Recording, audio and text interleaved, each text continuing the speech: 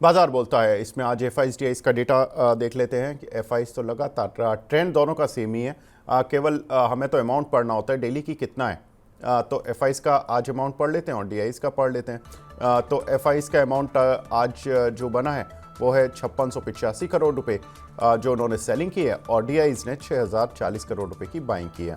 तो कुल मिलाकर कह सकते हैं कि डीआईज ने कल मार्केट संभालने की पूरी कोशिश की।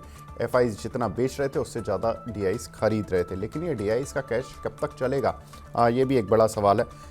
एक बार देख लेते हैं ग्लोबल इंडिसेस का हाल, क्योंकि कल हमने देखा कि अमेरिकन मार्केट्स में कुछ गिरावट देखने के लिए मिली थी और डाउ करीब 410 अंक गिरकर बंद हुआ। साथ ही शंघाई में करीब इस समय ½ % की गिरावट देखने के लिए मिल रही है। हैंसेंग में करीब 1% की, निकाई में फ्लैट है लेकिन नेगेटिव साइड पर है। कोस्पी भी फ्लैट टू नेगेटिव ही है, करीब 0.25% की गिरावट वहां देखने के लिए मिल रही है। एक बार देख लेते हैं आज के टॉप गेनर्स और लूजर्स कौन से काउंटर्स हैं जो कि आज की मार्केट में धमाल मचा रखे हैं। तो केयर रेटिंग यहाँ पर करीब 16% को उछाल देखने के लिए मिल रहा है। एस्टर डीएम करीब 11% ऊपर है। सोना कॉमस्टार करीब 9% ऊपर है। कल इसके रिजल्ट्स भी आए थे। पीपीएल फार्मा रिजल्ट्स के बाद 7.5% की उछाल।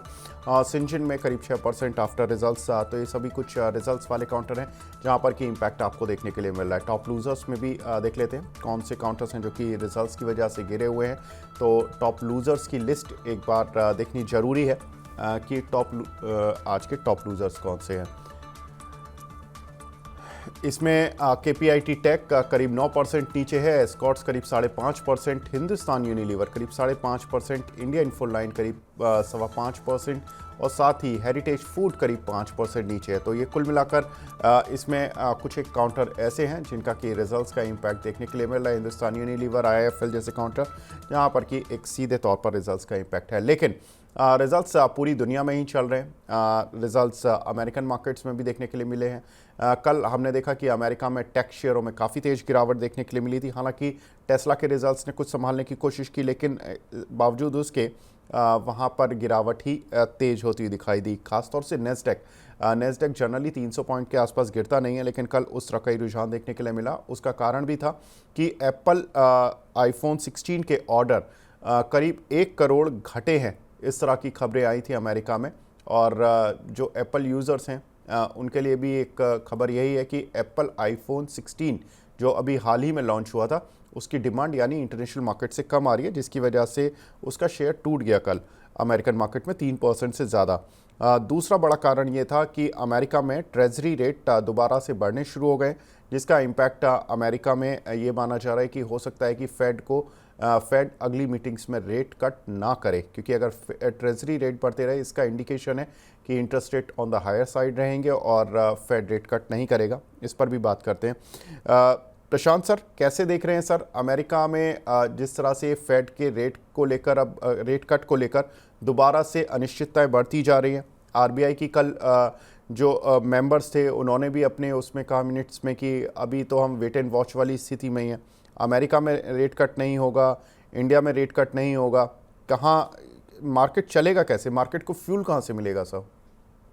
देखो, यूएस मार्केट की बात करेंगे तो वहां पे जो माइक्रो इकोनॉमिक डेटा आ रहे हैं, हाउसिंग डेटा आ रहे हैं, वो बहुत खराब आ रहे हैं। सो दैट इज इंडिकेटिंग कि वहां पे इंटरेस्ट रेट अगर अभी जो 50 बेसिस पॉइंट दिया था वो फिर से सेकंड ट्रांच में कट होने वाला है नहीं है। प्लस जैसे आपने बताया कि जो यूएस बॉन्ड यील्ड है even it is crossing 4.4 plus, तो मुझे लगता है वहां पे भी एक इंडिकेशन है कि इंटरेस्ट रेट कट नहीं आने वाला है। तो higher interest rate scenario is always not good for the markets. Plus वो इलेक्शन मोड में जा रहा है जहां पे उनको बहुत सारे इकोनॉमिक डेटा पॉजिटिव आने की रिक्वायरमेंट है, बट वो आ नहीं रही। तो मुझे लगता है कि यूएस मार्केट ही एक बड़ा रीजन है इंडियन मार्केट्स को इन्फ्लुएंस करने के लिए नेगेटिव वे में, और पैसा यहाँ से भी बाहर जा रहा है। ऑलमोस्ट 90,000 करोड़ यहाँ से बाहर ऑलरेडी जा चुका है in terms of cash selling by FIS.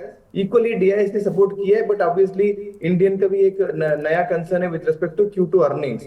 जैसे आपने बताया कि आरबीआई ने भी मतलब एक हिंट दिया है कि इंटरेस्ट रेट कट आने वाला है नहीं है। ऑब्वियसली यस, मुझे लगता है कि दिसंबर तक कोई इंटरेस्ट रेट कट आने वाला है नहीं है। वो इंडिया में ऑलरेडी एक इंटेंशन अपने को इंडिकेशन मिल चुका था आरबीआई के लास्ट मीटिंग में ही।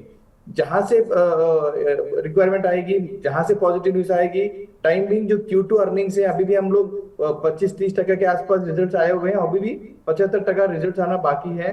जैसे कि आप आईसीआईसीआई बैंक देखो, एसबीआई बैंक के रिजल्ट्स आने बाकी हैं, तो बहुत सारे रिजल्ट्स अभी आने बाकी है। तो that will be the wait and watch situation for markets. जब तक अपने Q2 अर्निंग्स में कुछ अच्छा ग्रोथ नहीं आते हैं, अपग्रेड्स नहीं आते हैं, इंडियन मार्केट्स को नया फ्यूल मिलने वाला ही नहीं है। और आज के तारीख में आप देखोगे तो ज्यादा डाउनग्रेड्स आने का टेंशन मार्केट्स में चल रहा है in terms of Q2 earnings, तो वहां से सेलिंग प्रेशर आ रही है। बिल्कुल, एक हमारे दर्शक लिख रहे हैं, बड़ा इंटरेस्टिंग फैक्ट लिखते हैं, इनफैक्ट सारांश जी हैं, वो लिख रहे हैं कि लगता है कि एफआईज यूएस और कनाडा वाले ही हैं और जो बेच रहे हैं इंडिया में, और ब्रिक्स समिट से नाराज़ हैं, सब पॉलिटिक्स है। सर, ये ब्रिक्स समिट में जिस तरह से हमने देखा कि रशिया और चाइना के काफ़ी नज़दीक से काफ़ी इस बार प्रेम पूर्वक बातें हो रही थी। चाइना से अक्सर इंडियन गवर्नमेंट की नहीं होती हैं इतनी अच्छे से बात।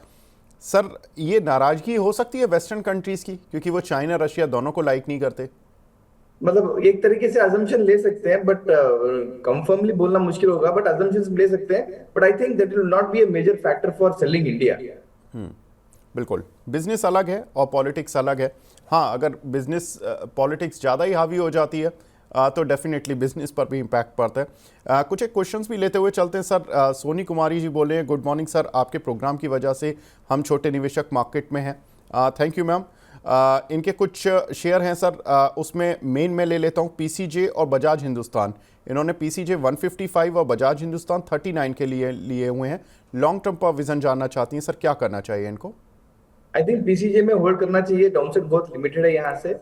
अच्छा रैली भी दिया था लास्ट 6 महीने में, जिस तरीके से गोल्ड ने रैली दिया था, सिमिलर वे में ये स्टॉक भी अच्छा मोमेंटम किया है। होल्ड करना चाहिए। शॉर्ट टर्म टारगेट तो मैं बोल सकता हूँ 180 प्लस तक आसपास है, बट इनका लॉन्ग टर्म व्यू है तो 200 220 के आसपास अगर साल भर के आसपास मिल जाता है तो I think that would be a good target to book profits. Second stock was sir, एक पीसीजे और एक बजाज हिंदुस्तान, दो ही काउंटर थे इनके। बजाज हिंदुस्तान थोड़ा सा अगेन मतलब with respect to sugar ethanol तो स्टोरी रहेगा वहां पे। I am not tracking Bajaj Hindustan in specific, but technically मैं देख सकता हूँ कि अभी भी सेलिंग प्रेशर है, 30 के आसपास भी नीचे जा सकता है। आपको वहां पे भी एक्यूमुलेट कर सकते हो, but again this stock should be A long term story, 1-2 साल के हिसाब से रखो, जहां पे आपको 45-50 का टारगेट भी मिल सकता है। बिल्कुल। कुछ और खबरों की तरफ चलते हैं। गोल्डमैन सैक्स की एक रिपोर्ट आई है, उसमें उनका मानना है कि 2025 में जो क्रूड ऑयल की प्राइसेस रहेंगी वो $76 पर बैरल के आसपास ही रहेंगी। प्रशांत सर, कैसे देख रहे हैं? अगर $76 पर बैरल रहता है तो ये तो इंडिया के लिए तो अच्छा ही है। इस रेंज पर तो इंडिया रिस्क फ्री रहता है, क्योंकि इंडियन गवर्नमेंट ने भी कहा था कि 85 के ऊपर ही हम डिस्कम्फर्ट में आते हैं, अदरवाइज तो हम कंफर्टेबल सिचुएशन में। सर, कैसे देखें क्रूड ऑयल और उससे रिलेटेड कंपनीज को? Yes sir, please. I think the report is really good. 76 plus or minus $2 is good for Indian markets and as well the economic जो inflation के लिए control करने के लिए ये एक अच्छा लेवल है जो रिपोर्ट सपोर्ट कर रहा है इंडियन मार्केट्स के लिए। मुझे लगता है कि if this is true and average ये भाव पे मिलता है तो मुझे लगता है जो आजकल के जो ओएमसी कंपनीज हैं they should do well. We are recommending our clients BPCL, ये लेवल पे बीपीसीएल लेना चाहिए। So I think for a long term investors अगर ये average price as per the report आता है तो मुझे लगता है कि ओएमसीज में पॉजिटिव व्यू लेके इन्वेस्ट करना चाहिए। जी सर, कल इंटरनेशनल मार्केट में सोने चांदी की कीमतों में 1 से 3% की गिरावट देखने के लिए मिली।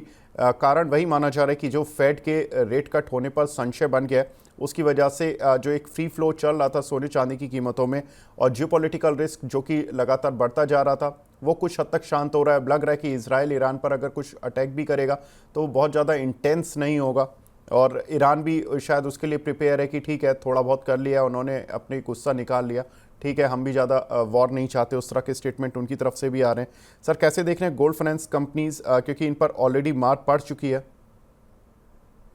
और जिस तरीके से आरबीआई का जो नो सर्वेलेंस चल रहा है गोल्ड कंपनीज पे, आप देखा मनप्पुरम में भी लास्ट वीक से कुछ बैन लगा दिया था उनके ऊपर, तो आईएफएल में भी कुछ इंक्वायरीज चल रही है। तो मुझे लगता है कि गोल्ड के जो बिजनेसेस हैं जो एनबीएफसी बिजनेस चलाते हैं उनमें थोड़ा सा मैं कंसर्न हूँ। I am not positive on the sector as well, but अगर ओवरऑल गोल्ड के आप देखोगे तो मुझे लगता है कि जिस तरीके से हेडलाइंस नहीं बन रहे हैं कोई बड़े जियोपॉलिटिकल टेंशन के, तो वो हिसाब से थोड़ा प्रॉफिट बुकिंग आ चुका है। Plus again, yes, with respect to interest rates in the global markets, which are not going to decrease going forward, वो भी एक फैक्टर रहा हुआ है।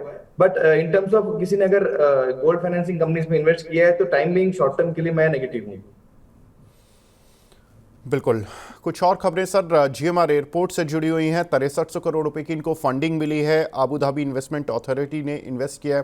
अपने शेयर प्लेज जो भी है उसको छुड़ाने में इनको मदद मिलेगी। सर कैसे देख रहे हैं जीएमआर एयरपोर्ट्स को?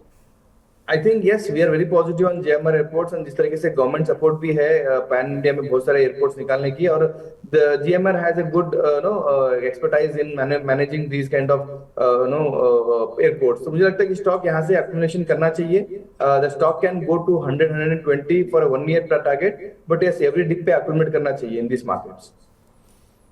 जी। अदानी पावर सर, इसमें 28 अक्टूबर को फंड रेज के लिए बोर्ड बैठक होने जा रही है। 5000 करोड़ रुपए फंड जुटाने की बात हो रही है। एनसीडी या प्राइवेट प्लेसमेंट से ये फंड जुटाएंगे। लेकिन सर एक पहले मैं अदानी पावर तो पूछूंगा ही, लेकिन दूसरी चीज, अदानी ग्रुप ने अदानी एनर्जी एंड सॉल्यूशन में क्यूआईपी लेकर आए थे। हायर प्राइस का था, शेयर चला नहीं। लोग सोचते हैं कि क्यूआईपी का प्राइस है तो यही सपोर्ट होगा। अभी पीछे अदानी एंटरप्राइजेस का भी इन्होंने क्यूआईपी से 4200 करोड़ रुपए जुटाए। 2962 रुपये का उनका फ्लोर प्राइस था अराउंड, वहाँ से भी शेयर नीचे आ गया। सर क्या अदानी में ये फंड रेजिंग हो रही है, इसके पीछे की मंशा क्या है? क्या प्राइस नीचे आएंगे हर फंड रेजिंग पर शेयर के? देखो, अदानी एज ए ग्रुप हमेशा देखा है कि फंड राइजिंग में बहुत अग्रेसिवली वो हायर प्राइस पे करते हैं, but again the business group is very much in action. मुझे लगता है कि फंड रिक्वायरमेंट बहुत है इनके लिए, हर कंपनी में हर सेक्टर में इनकी रिक्वायरमेंट है, बट मार्केट उनको सपोर्ट नहीं कर रहा है। जिस तरीके से एनसीडीज उठा रहे हैं, उनके जो रेट्स है, जिस तरीके से क्यूआईबी उठा रहे हैं, उनके जो रेट्स है ऑब्वियसली मार्केट में डिस्काउंट में चल रहे हैं। बट कभी भी इन्वेस्टर्स को ये क्यूआईबी रेट्स देख के उसको इन्वेस्टमेंट करना नहीं चाहिए। Obviously QIB investors are long term investors. जिस तरीके से लास्ट 2 साल में जो इन्वेस्ट किए हैं Adani as a group companies में, उन्होंने ऑलरेडी बहुत अच्छे प्रॉफिट्स बनाए हुए हैं। मुझे लगता है कि 2-3 साल के व्यू के हिसाब से अगर किसी को डालना है, थोड़ा रिस्की है as a group, but yes, Adani power, Adani enterprises, Adani other stocks में इन्वेस्ट कर सकते हैं, but again with short term volatility.